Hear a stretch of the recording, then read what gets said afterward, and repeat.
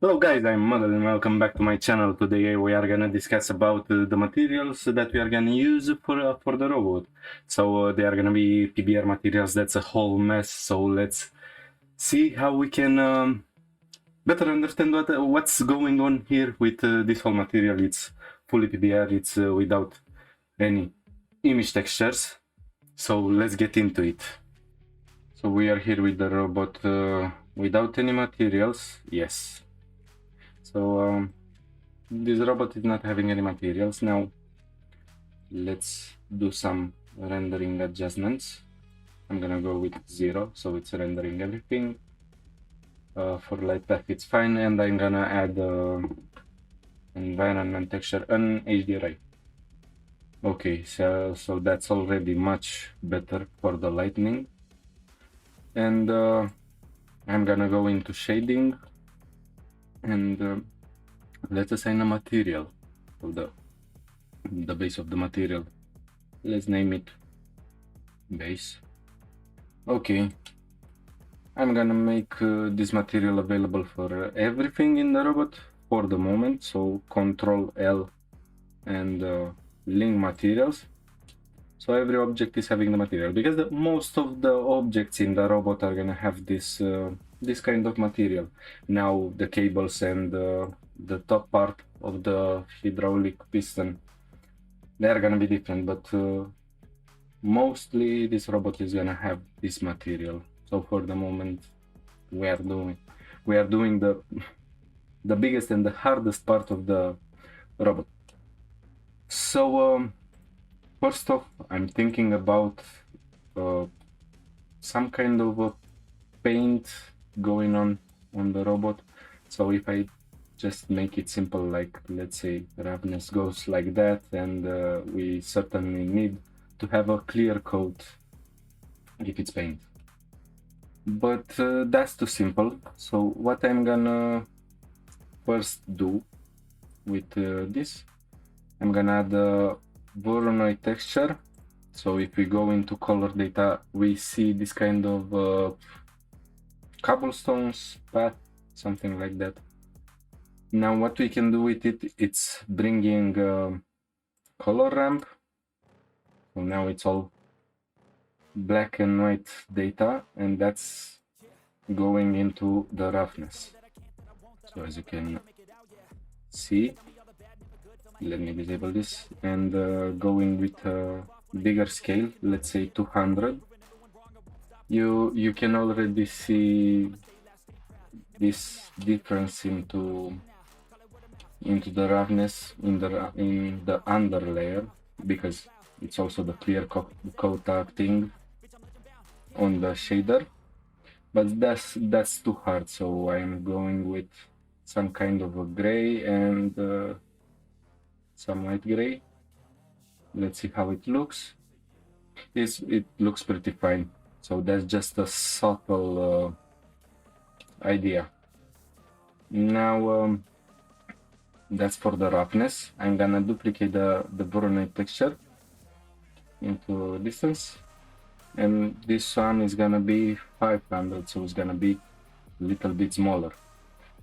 Again, using the color data, we can bring a color ramp, and that's gonna do some magic for our clear coat, because we are gonna have that kind of a sparkle, different colors in the pigment. So if we add let's go with green first off. So the principal color is gonna be green. Maybe we add some yellow and some purple. This is the thing. So we need only a small part of it. Let's add like a darker green. This one is gonna be in between, so we are just playing. Maybe this color is too aggressive, so we can go with something like that. Let me bring this one up here. That's gonna be the color. Now let's take a look into what we are getting. That's just better for the moment. Of course, the whole material is gonna go a lot harder. we need more details, so I'm gonna add a moose grid texture. We go with a dimension of 0.1 first off, and details 15, let's say. So that's just fine. Now that's gonna be plugged into clear coat roughness. Let's take a look. And that's too hard, so again, bringing a color ramp. The black value, it's not a rough area at all, so it's perfectly reflecting. That's just good. So the whiter value is gonna be just a subtle gray, something like that, just to bring a small difference into the surface. Now let's take a look. So that's just a small difference. And of course, what we can do even more with it, it's adding a bump node. So I'm gonna take the data from this, put into height, and that goes into normal. Of course, this is gonna go too hard. Let's take a closer look. So that's too hard, in my opinion. So I'm gonna go with 0.1. So maybe I can go a little bit farther. Okay, so 0.25 should be enough. Now let's adjust a little bit the colors, because I don't like at all this purple, so I'm gonna make it like turquoise, something like that. This green can be a little bit more darker. I don't need a lighter color. This kind of yellow also a little bit dark, so that's pretty good as a base color. Now we need to bring some dirt. Let's group them, so it's gonna be easier. Make group. Okay, sorry, not grouping them. I'm gonna select all of them and shift P. So we are adding a frame, so they are framed here. That's just perfect. Now let's add an ambient occlusion. Let's take a look at what we are getting. So that's pretty good. I'm gonna add a color ramp, so I can bring it a lot more. And I'm gonna add a math node, just for a little bit more adjustments. So that's like a hard map. That's gonna be the dirt material. So the ambient occlusion is gonna act like a mask for the other principal BSDF, which is gonna be with a dirty color, something like that. And of course, we need to add some grunge into it, because that's just too uniform for dirt. It's not acting like that. So of course I'm gonna bring news grade texture again. News grade texture, it's so useful when you're trying to play with this kind of a grunge texture. Dirt texture is just bringing a lot of imperfections. Let's see what we are getting with the lacunacy, and maybe that's gonna be 2.6. Of course, now if I press Ctrl Shift and right click, I can bring a mix node, but that's gonna be on overlay. So that's just adding here on the edges a little bit more detail.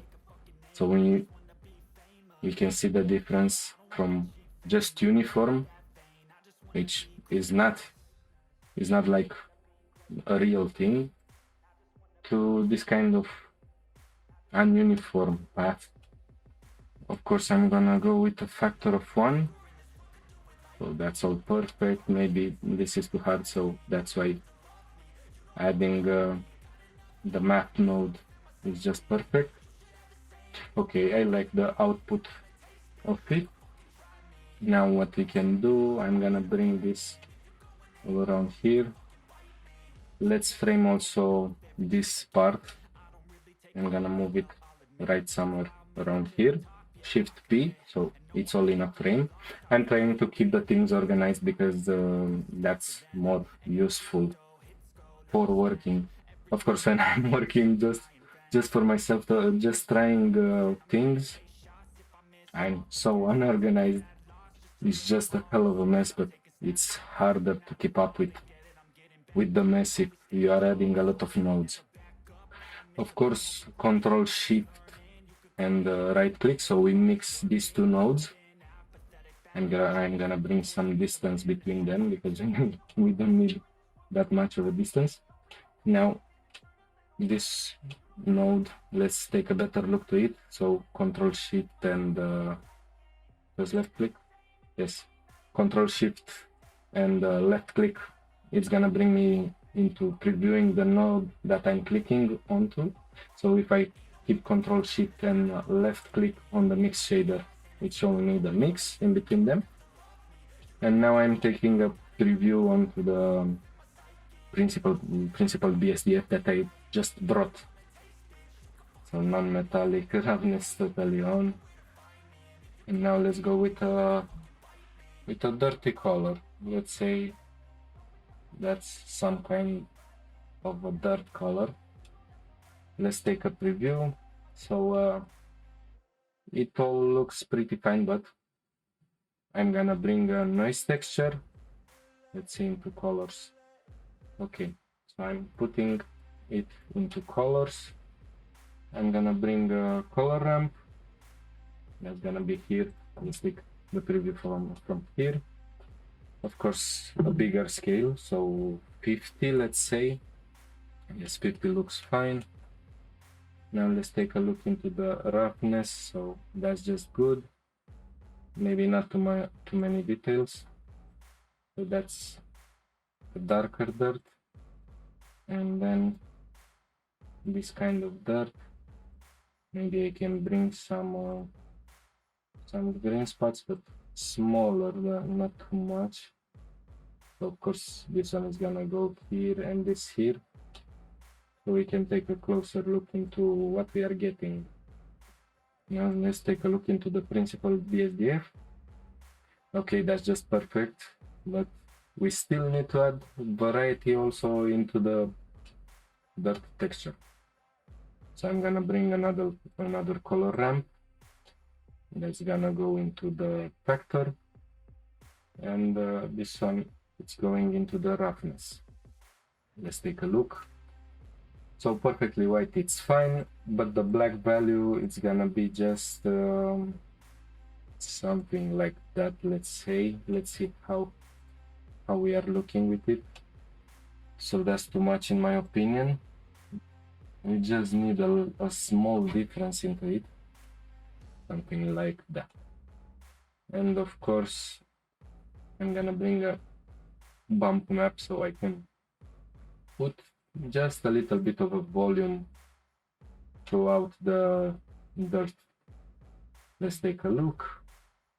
Okay, so the strength is too big, so 0.5, just a small thing. Okay, that's just perfect to me. Maybe I'm gonna go with 0.2. Okay, now let's see what we got. That's just the perfect dirt to me. Let's group also this area. Shift P, so it's all framed.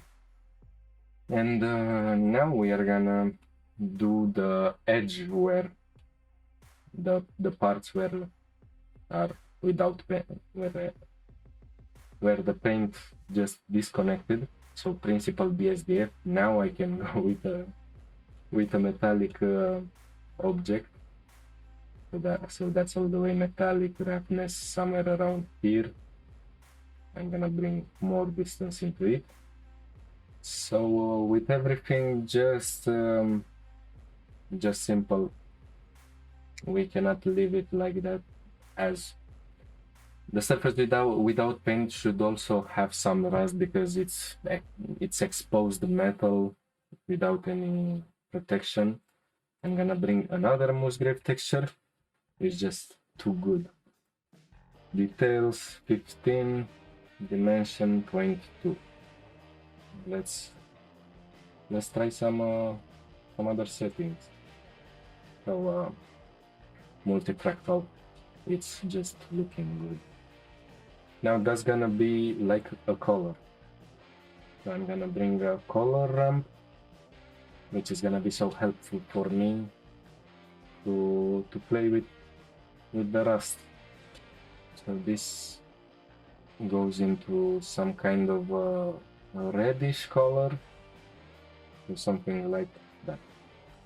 Let's take a look. That's just perfect for the moment. Of course, maybe we can scale it bigger. The rust area can be bigger. It's gonna be hidden, so not everything is gonna show up. And of course, we have to bring some difference into it. So this is gonna be darker. Let's see what we are getting, and also more into this area. Let's take a look. That's a pretty good shade for the rust. So that's the texture which is gonna drive also the roughness of the material. So I'm gonna bring another color ramp, which is gonna be my roughness. We just need it perfectly black here, or not 100% black. Let's say we are going with something like that, and this is gonna be just white, almost close to white, and somewhere around here in the middle I'm gonna go with just a little more. Now where the rest is, we don't really need the metallic shading, because it's just better like that. That's another call for a node, which is gonna be invert, because the metallic map, it's totally inverted. So let's take a look. So we are having metallic parts where they need to be, and the rest, it's just simple. And with the same texture, I can put another bump map with the height, normal into normal, and that's just too hard. 0.2. Let's see how it looks. Of course, I don't need everywhere the map, so the whiter area is gonna be more pronounced, so the area destroyed by the rust is gonna be a lot bumpy, and then we have a clear surface that's just looking better. So of course I'm bringing it somewhere around here. Shift V to have another plane. Control Shift right click, so we mix these two nodes. Now we are gonna need an edgeware node, which is gonna give our mask for those two materials, and that's gonna be a helpful node, bevel modifier. Let's take a look into it. So it's just detecting the edges of the model, so that's the perfect thing to take as a edgeware, some kind of a cavity map, just by driving it. So I'm gonna get a geometry node, because we cannot use it just like that. I'm gonna put a converter in it as a vector map node, and we are taking these two values, so the normal of a bevel and the normal from the geometry node, and we are gonna use that product that's just gonna give us the perfect result. It was a map range, so we plug the value into the value, minim to 1, max to 0. Okay, so now we inverted the mask. I'm gonna put from minimum 0.99, somewhere like that, or maybe that's too hard. So 9 it's just fine. It's just acting perfect, in my opinion. Now into the radius value, I'm gonna add a map node. I'm gonna set it to multiply. I guess that's gonna be helpful. And I'm bringing a noise texture. So let's see how it looks with the noise texture. Maybe I'm just gonna go for the Musgrave texture again. Details 15, not 1, 15. Dimension 0.3. Let's see how it looks with 0.3. That's just good. Lacunacy somewhere like that. Let's take a look. So now we have to play with the value from the multiplier node. Let's see how it looks with 0, 5, or 15. 15, it's pretty good, maybe too much. Yeah, you know, I'm gonna leave it like that. And of course I'm gonna bring a color ramp just for some more hardness into differentiating the areas. So that's just perfect. That's gonna be our masking node for the edgeware. I'm gonna put it somewhere like here, Shift P, it goes into its frame, and I'm gonna take this node, plug it into the factor. Let's take a look for what we are getting. Of course, they are just inverted. So I'm going somewhere like here. Let's take a look. That's not too much edgeware, so I'm gonna put some more into the multiplier value, somewhere around 0.3. Let's see how it looks. So that's just the perfect edgeware.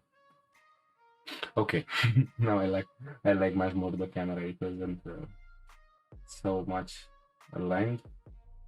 Let's just position this somewhere around here, and I'm gonna select like most the whole node, and I'm gonna set it into a group.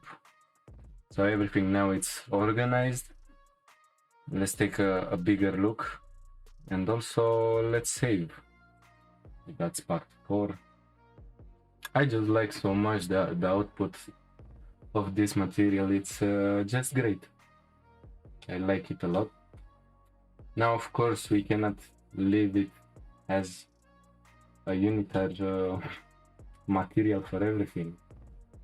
Let's go into shader preview. So that's just better.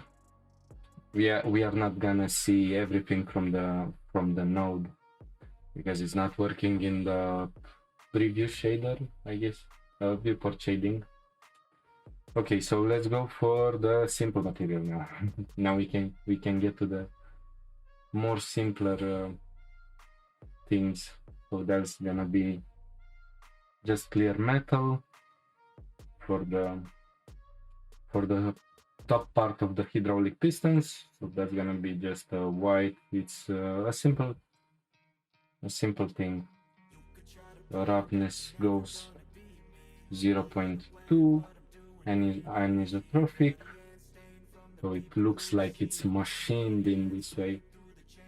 So that's just a simple thing that we are going with. I'm gonna put it to every top part of the cylinder. This looks already much better. And of course I'm gonna bring a cable. I'm gonna do a cable material. This is gonna be simple, so we go with somewhere around black, not perfectly black because everything in the real world is not perfectly black. It's not 100% black. And what I'm gonna do for a little bit more detail, let's just take a better look into it. I'm gonna add a nice texture with a bump map. We need a bumpy cable, not this big. So let's see how 500 looks like. That's just good. 0.3 for the strength. So it's just getting us somewhere. And of course, maybe I'm gonna play with the roughness of the cable because it's not having to be with the same roughness all throughout the mesh. We still need that kind of variety. Again, a mouse grave. Let's just take a look into what we are getting. Just a smaller dimension, 0.2. I'm gonna play with the scale. And maybe 5 for the details. Okay, something like that. We don't need that much grunginess. And of course we need a color ramp because that's just too hard. Let's plug it into the roughness map. As you can see, it's just too hard. Let me bring it into the local view so it's rendering much faster and we can see only the cable.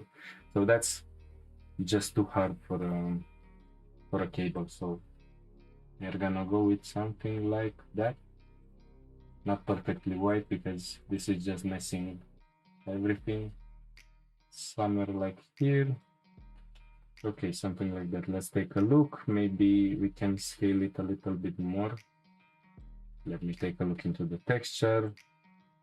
Bring in more lacunacy. Perfect. Okay. So that's the material for the cables. I'm gonna put it for every single part. Now the easiest way to do that is just by selecting every single cable that we are having. So we are going for the cables in the back, and let's select also these cables. It's just so fast. Like I selected all of the cables that I'm having. So let's say you have to add another materials, not especially for the cables materials. I selected all the objects, and then I select the object that is having the needed material. Just Control L, link material, and that's all. So now we are having the same material for every single cable or any single object that we have selected. So as you can see, the cables in the back are having the same material as we wanted. And I'm thinking for the caps, maybe I can go with a simpler material and everything, and also for the piston by itself, maybe I'm not gonna leave the same material. Maybe it's gonna be different because usually they are some kind of another part. So if we are taking a look into an excavator, maybe the excavator it's orange, but the piston is gonna be black with the top head being just clear as it's lubricated. So I'm gonna delete this, and this is gonna be, let's name it piston. Simple. So I'm gonna go with green color, still a green color, but a darker one, something like that. And of course we cannot leave it just like that. Maybe I'm gonna go into the local view again, just to see it better. Of course we are bringing, let's try with the noise texture. Let's see what we are getting out of the noise texture. I'm gonna bring more details, a lot more roughness, maybe a little bit distorted. Let's just take a look into it. I'm gonna put it into roughness, take a preview, color ramp. That's pretty good. Of course I'm not gonna leave it on perfectly white, so that's just gonna be like that. So it's an idea of how it should look. Let's see how it looks with anisotropy. That's a better shading to me. So that's just a simple material. Yeah, we do not have to go with something complicated. We have already the complicated material here. We don't need too much details, but just some kind of an imperfection to any spot.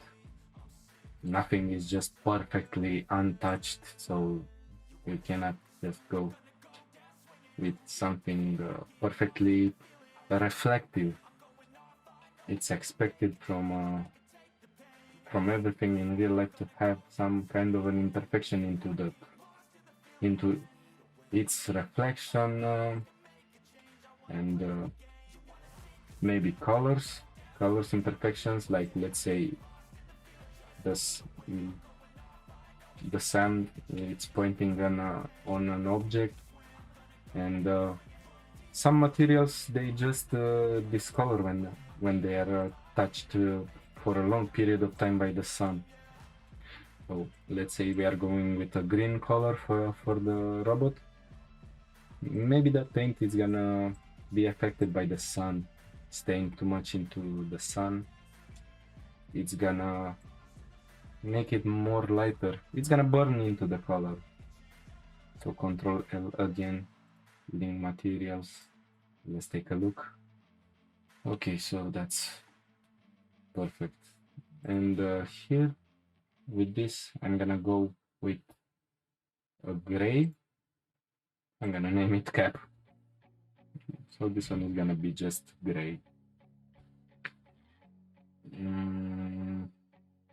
No, I'm not gonna make it metallic. Maybe this one is gonna be just simple, left like that. Or I'm gonna copy the same things from here. Control C, Control V. Roughness goes into here, and maybe a little bit different, so the scale is gonna be much bigger, so they are not linking too much into what's going on with them. So I'm gonna put the same material also on the pins. It's just so simple. I'm not knowing 100% every shortcut, but shortcuts are so helpful. It's just a faster way of doing things. Of course, I'm mostly forgetting shortcuts. You cannot just remember every shortcut with what's doing, but the most important ones there in your mind, like, is what I'm doing now. It's just using a shortcut somehow. It's by pressing simple shift and selecting every little things that I'm needing. That can be considered a shortcut, because otherwise you're just having to select every single object, apply the material, select the material from here. Let's take a look. I guess I didn't put the right material here, but maybe this one is gonna be left like that.